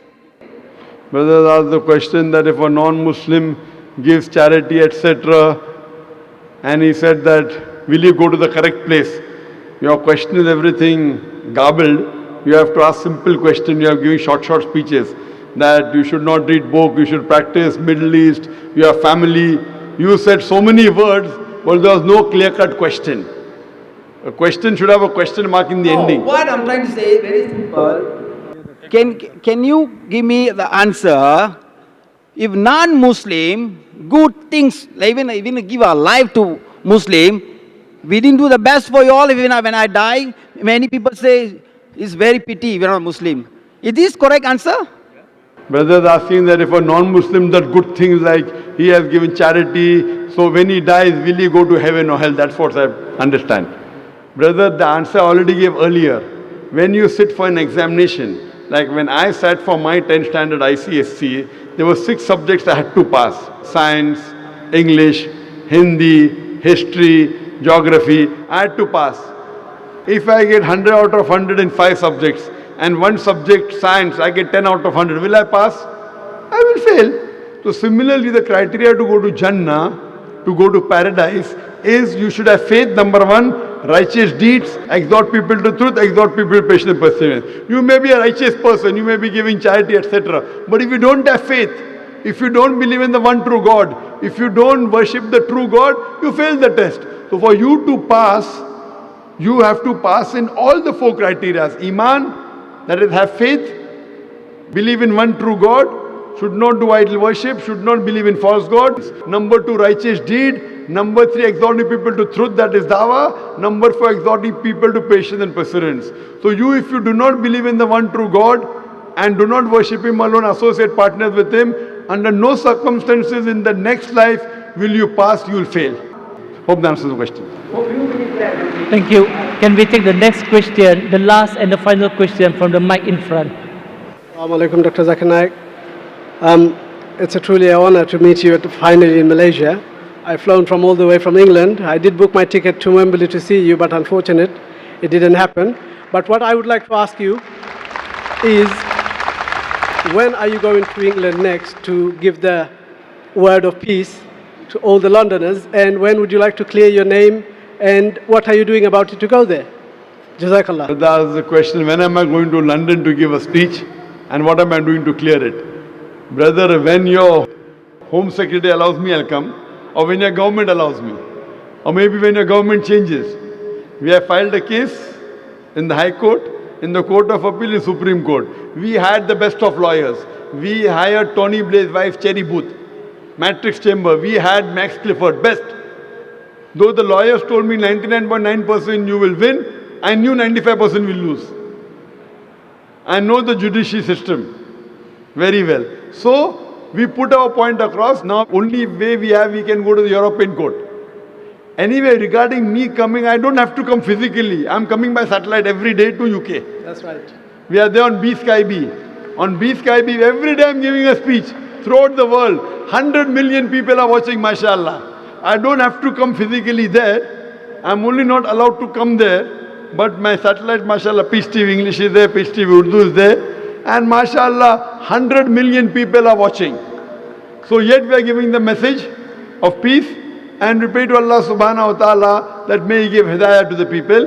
And alhamdulillah, summa alhamdulillah, this is as our beloved Prophet Muhammad sallallahu alaihi wasallam said, that one day Islam will enter every home. So we pray to Allah subhanahu wa ta'ala to make us instrumental in making the hadith come true, that via satellite we are reaching every home, Muslim and non-Muslim homes, so that we can tell to Allah subhanahu wa ta'ala we did little bit what we could do. Hope that answers the question. So you make it to England. Assalamu alaikum. Thank you, Dr. Zakir Naik. Thank you, brothers and sisters. We have come to the end of the question and answer session. In the Quran, in Surah Nahl chapter 16, verse number 125, Allah subhanahu wa ta'ala says, Udnu ila sabili rabbika bil hikmah wa mu'izzatil hasanah wajadilhum billati asan, which means invite all to the way of your Lord with wisdom and beautiful preaching, and argue with ways that is best and most gracious.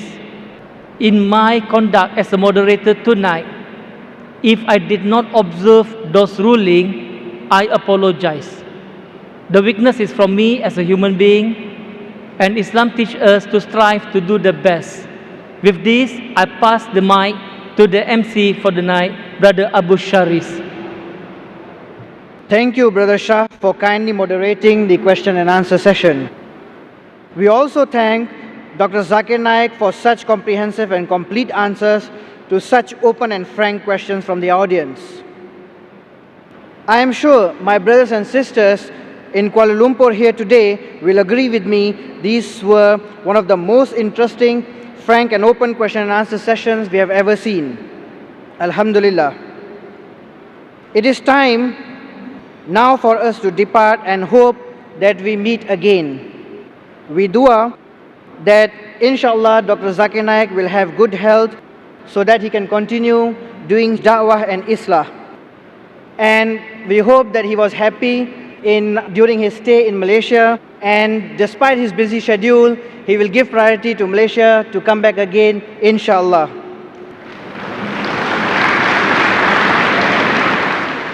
I am sure all of you, those present here, and the millions watching us on Peace TV will agree with us that Islam is a religion which teaches peace, solidarity, tolerance, and understanding.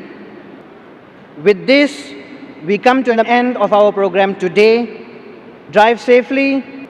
Fi amanallah. Wa billahi tawfiq wal hidayah. Wa akhir da'wa walhamdulillahi rabbil alameen. Assalamu alaikum wa rahmatullahi wa barakatuh.